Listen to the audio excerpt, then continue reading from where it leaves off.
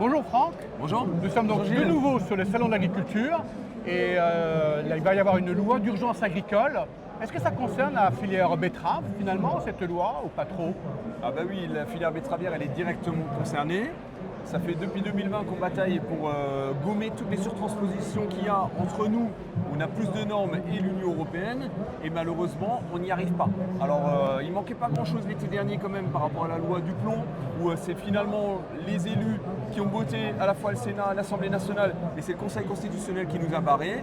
Donc là, le Premier ministre s'est engagé à non surtransposer, également à homologuer tous les produits qui le seraient dans l'Union européenne, également en France. C'est ce dont on a besoin quand on voit l'état du pays, quand on voit l'état de l'agriculture, quand on voit les chiffres encore récemment publiés quant à la souveraineté alimentaire et la balance commerciale. Donc nous avons besoin dans cette loi d'un réel, de réelles solutions sur, vous savez qu'il y a trois points dans la loi, et notamment celui des moyens de production qui nous concerne nous directement.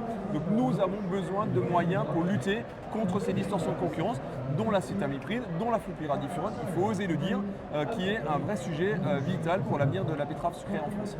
Et au niveau européen, qu'est-ce qu'on peut attendre de l'Europe aujourd'hui? Mais l'Europe aujourd'hui en a besoin à tous les niveaux.